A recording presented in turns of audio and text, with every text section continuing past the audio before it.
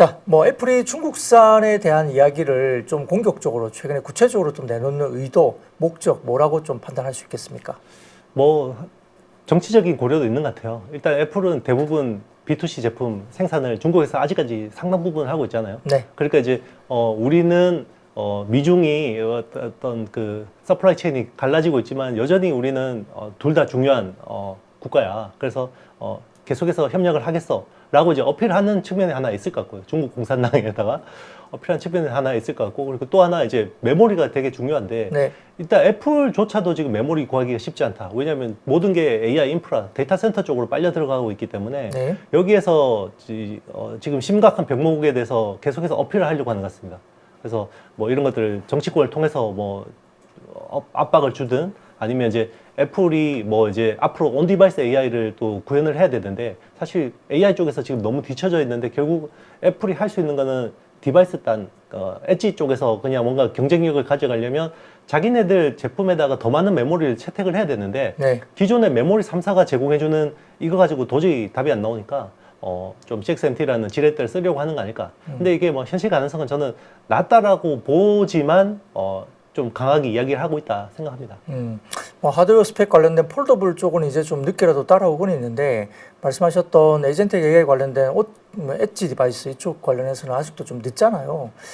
좀 고민이 많을 것 같은데, 뭐 과거에 지금 중국산 제품을 쓴 게 메모리 반도체뿐만 아니라 디스플레이도 좀 있습니다. BOE 제품이나 이런 것들. 자, 그렇게 본다면 CXMT 메모리를 만약에 애플이 좀 할당을 일부 받는다고 했을 때 애플이 직면할 수 있는 주요 리스크 어떤 게 좀 있을까요? 일단 미국 정치권에서는 가만히 있지 않겠죠. 네. 일단 허가를 해줄지도 모르겠는데, 일단 뭐 로컬 제품에 일부 제한적으로 만약에 쓴다고 하더라도 일단 지금 미국의 주류 어떤 세력들은 절대 이걸 동의하지 못할 것 같고요. 그리고 이제 만약에 이제 그런 식으로 간다 그러면 애플은 AI 쪽에서는 더 뒤처질 수밖에 없을 것 같아요. 네. 지금은 이게 글로벌 정세 자체가 과거로 돌아갈 수가 없어요. 네. 돌아갈 수 없기 때문에 빨리 지금 어떤 애플이 생각하는 그 시나리오 플래닝을 빨리 바꾸는 게 맞지 않냐. 이게 어떻게 보면 저는 팀 쿡이 여전히 애플의 그 애플 내에서 대표이사에서는 이제 물러난다고 하지만 여전히 입김이 세구나. 아직까지 과거의 어떤 질서에 좀 매몰되어 있는 거 아닌가 좀 생각하고 있습니다. 그게 좀 저는 굉장히 지금은 굉장히 오판이다 판단하고 있어요. 네, 뭐 일부 지금 저희 이제 컨텐츠 관련된 부분들 이제 일부 때 잠깐 말씀 주셨지만 이 중국 업체의 메모리가 좀 싸긴 싼데 근데 뭐 발열도 많이 나고 근데 뭐 여러 가지 이제 에이전트 AI로 가게 되면은 막 돌아가는 게 전력 소모가 많을 텐데 우리가 이제 휴대폰 사보면 발열 이슈 때문에 휴대폰 에러도 많이 나고 문제를 되게 많이 삼잖아요. 그러니까 애플의 아이폰에 이제 중국의 반도체를 집어넣었을 때 그런 리스크도 되게 크지 않습니까? 네, 맞습니다. 네. 그러니까 일단 그 반도체가 PPAC라고 했잖아요. 네네. 퍼포먼스, 파워, 에리어, 코스트인데 코스트는 분명히 메리트가 있겠죠. 네. 그렇지만 이제 퍼포먼스하고 이제 파워, 그러니까 성능하고 전력 소모에서는 그러니까 에어리어도 당연하게 이제 슈링크가 안 되기 때문에 좀 네. 이제 그 로스가 있을 것 같고요. 그런데 이제 애플이 가지고 있는 장점 중에 하나가 최적화 기술이에요. 그러니까 애플은 사실 다른 스마트폰 업체와 다르게 좀 성능이 떨어지는 메모리를 쓰더라도 다른 업체보다는 최적화를 통해서 좀 효율화를 할 수 있어요. 그게 이제 풀스택을 가지고 있는 네. 회사의 장점이거든요. 이제 여기서 문제가 되는데, 그러려면 중국 업체에다가 상당 부분 기술에 대한 노하우들을 또 줘야 돼요. 오픈해야 된다. 맞습니다. 그게 지금 글로벌 정세에서 가능한 거냐, 네. 그거 진짜 하려고 하는 거냐, 좀 판단이 되는 건데, 일단 팀 쿡이라는 사람을 한번 생각해 보면요, 그 스티브 잡스 사후에 이제 팀 쿡이라는 사람이 사실 스티브 잡스가 그 컴팩에 있던 팀 쿡을 데려오기 위해서 삼고초려를 했다라는 이야기가 유명하긴 하잖아요. 원래 SCF 전문가입니다. 그래서 스티브 잡스 사후로 팀 쿡이 한 거는 모델을 다변화하고 그리고 에어팟하고 애플 워치 같은 웨어러블 디바이스를 해서 론칭을 해서 성공시켰죠. 그리고 애플을 한 단계 도약시킨 건 분명히 맞는데 AI 시대에서 이 사람이 보여준 게 하나도 없어요. 네. 다 헛발질이거든요. 그러니까 지금 애플이 빨리 지금 정신을 차려야 될 것 같습니다. 지금 이런 정세에서 저렇게 동떨어진 이야기를 하는 게 맞나? 오히려 지금 오픈 AI는 자기네들 지분을 정부에다가 바치겠다라고 이야기하고 있는 상황에서 예, 지금 굉장히 잘못된 길을 가고 있다고 생각합니다. 조금 과거에 뭐 갑질하던 그런 생각들 아직도 뭐 갑질하고 있는 건 맞는 회사지 않습니까? 맞습니다. 전 세계적으로 부품의 CR이라든지 단가들. 근데 뭐 물량으로 이제 우리가 이 물량 안 가져가면 니네 망하지 않냐? 뭐 이런 논리로 이제 굉장히 좀 압박을 많이 하는 회사로 알려져 있는데 제품에 대한 퀄리티를 떠나서 시장에서 애플이 차지하고 있는 어떤 그런 이미지들 그리고 실제로 그렇게 하고 있는 것들이 지금 거꾸로 이제 돌아가는 것 같아요.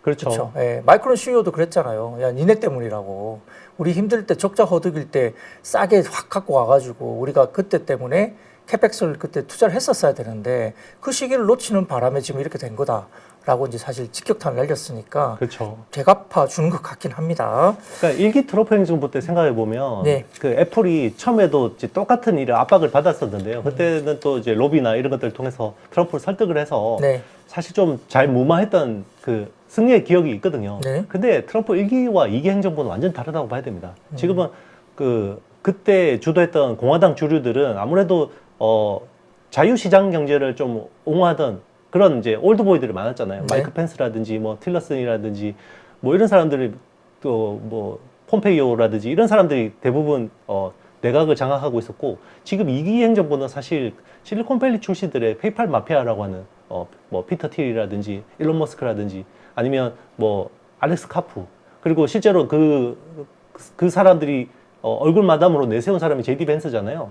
그러니까 그런 쪽이 완전히 아예 지금 다른 그 내각이라고 봐야 되거든요. 근데 팀 쿡은 과거의 어떤 그 영광의 기억을 가지고 지금도 이제 그냥 트럼프가 압박 주면 적당히 미국 내에 투자한다라고 하고 해서 이제 뭐 중국하고 좀 잘 풀 수 있을 거다 이렇게 생각하는 것 같은데 저는 그때하고 지금 뭐 완전히 지정학적으로 다른 상황이라고 생각합니다. 네, 알겠습니다.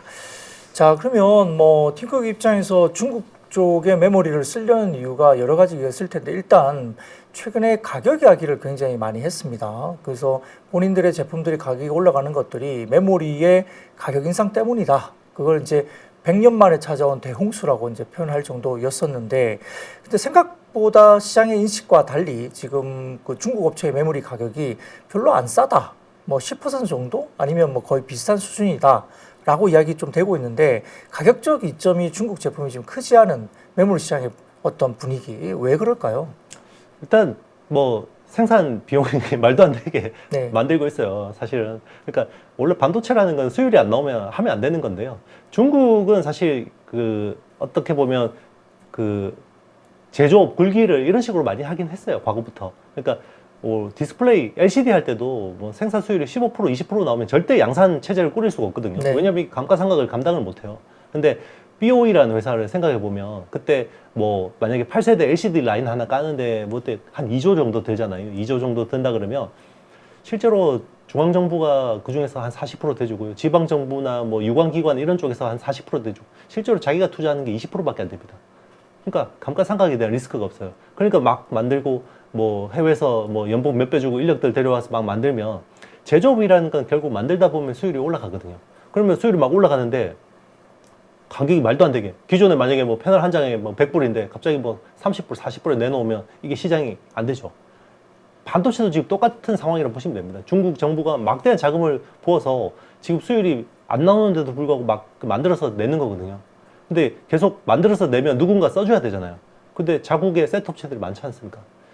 그런 것 때문에 사실은 지금은 그 경제의 논리로 보면 싸게 팔 수가 없어요.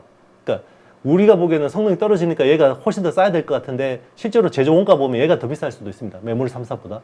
그런데 이제 애플이 생각하는 계산은 이거 같아요.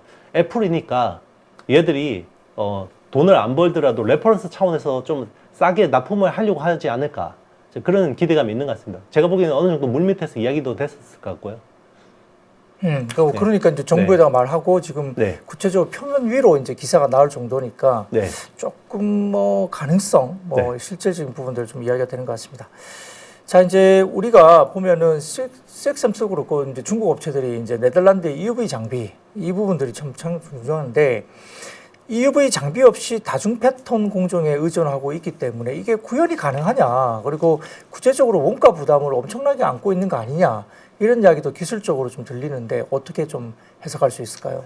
그러니까 이게 원래 말도 안 되는 거죠. 네, 네. 그러니까 EUV 장비 없이 이게 반도체를 만든다는 것 자체가 그러니까 뭐 실제로 SMIC라는 회사가 EUV 장비 없이 뭐 저기 7나노, 5나노 성공했다라고 하지만 그 생산 수율 생각하면 거의 뭐 10개 만들어서 한 8개는 버려야 될 거예요. 한 뭐 양품이 한 2개 나올 것 같습니다. 그래도 하죠, 중국은. 왜냐면 정부가 돈을 대주니까 어떻게든 이제 이게 몇 단계 헤딩해서 또 해야 되는 거고, CXMT도 마찬가지입니다. 결국은 15나노 미만으로 내려가려면 결국 EUV 레이어를 써야 되거든요. 네. 써야 되는데 그게 없잖아요. EUV 장비가 단 한 대도 지금 중국 땅으로 들어갈 수 없기 때문에 그러면 이제 기존의 그 기초 연구 개발하는 그런 그 광입자 뭐 가속기나 이런 것들이 있지 않습니까? 그런 거 가지고 쓰겠다라는 거예요. 그러면 이렇게 바로 갈 수 있는 걸 우리는 꼴꼴꼴 돌아서 이렇게 해서 쓰겠다는 건데, 중국이니까 가능하겠죠. 네. 근데 그게 생산 수율이나 어떤 물량 면에서 그게 가능할까? 쉽지는 않을 것 같습니다. 알겠습니다. 네. 자, 그러면 지금 최근에 DDR5 뭐 최신 버전이죠. 뭐 지금 DDR5보다도 DDR4도 그렇고, 그다음에 그러다 보니까 DDR4를 또 많이 쓰다 보니 DDR2나 DDR3 가격도 막 올라와요. 아주 오래된 물건인데도 지금 가격이 급등을 하고 있잖아요. 전방위적으로. 그러다 보니까 지금 CXMT의 DDR5 성능은 어떤가 궁금을 하거든요. 많이 따라잡았다고 봐야 됩니까? 아니면은 뭐 아직도 좀 멀었다라고 봐야 됩니까? 일단 B2C 제품은 어느 정도는 쓸만한 정도 되는 것 같아요. 물론 성능 차이는 여전히 있는데 B2C는 쓸 수 있을 것 같습니다. 그러니까 쓸만하다, DDR5. 근데 서버에 쓰는 거는 다른 이야기다. 네. 서버용으로는 이제 쓰려면 쓸 수 있는데 이건 중국에서만 가능하다. 왜냐하면 이게 데이터 센터에 이제 보통 그 킬로와트당 어떤 그 단가를 생각하면 미국이 만약에 한 7불, 8불 정도 나온다 그러면 중국은 한 2불, 3불 정도면 되거든요. 왜냐하면 저기 전기를 워낙 싸게 생산하기 네, 때문에. 맞아요. 그리고 그게 가능합니다. 그러니까 컴퓨팅 파워 효율이 떨어져도 전기 비용으로 그게 충분히 상쇄가 가능한데, 그러면 만약에 뭐 미국 하이퍼스케일러가 중국의 CXMT 칩을 쓰지도 않겠지만 만약에 그걸 쓸 수 있게 허가해 준다라고 하더라도 그거는 이제 전성비가 도저히 따라갈 수 없는 거고요. 거기서 또 나오는 수많은 에러들, 네, 그런 것들도 감당하기 쉽지는 않죠. 그래서 DDR5 B2C는 가능하다. PC나 스마트폰이나 뭐 이런 쪽은 가능할 것 같아요. 뭐 대략적이긴 하겠지만 뭐 제 개인적으로도 좀 궁금한 게, 과거에는 그 PC나 스마트폰 관련된 B2C 메모리 사업에서는 되게 컸고, B2B 이런 어떤 서버, 뭐 데이터 센터 서버 이런 쪽에 관련된 메모리 수요가 크진 않았잖아요. 역전이 됐을 텐데 지금은 그 B2B와 B2C의 그런 어떤 시장의 규모가 메모리 시장에서 보면 어느 정도 몇 대 몇 비율 정도로 보는 게 지금 현재로서 합리적일까요? 일단 AI 혁명이 2022년 11월에 시작됐잖아요. 네, 네. 챗 GPT가 나오면서 이제 시작됐는데 그 이전까지는 서버가 한 30%, B2C가 한 70% 정도였어요. 근데 아마 조만간에 3대7로 역전될 겁니다. 거꾸로 반대로. 네네. 예. 그래서 B2C가 이제 한 30% 정도로 쪼그라들고 있고요. 왜냐면 올해 그 스마트폰하고 PC 출하량 올해 전망치가 대부분 전년 대비해서 15% 이상씩 꺾여요. 네. 예. 그렇기 때문에 아무래도 이제 그 영향이 있고, 그리고 이제 지금은 AI 쪽이 워낙 또 크게 투자가 되고 있지 않습니까? 하이퍼스케일러들이 올해 투자하는 금액만 지금 많게는 8천억 달러 이야기잖아요. 내년에는 뭐 1조 2천억 달러까지도 가능할 수 있죠. 네. 그렇기 때문에 B2B 시장 그 성장폭이 너무 크고, 그리고 B2B가 쪼그라들고 있죠. 그렇기 때문에 이제 3대7로 아마 조만간 바뀔 것 같습니다.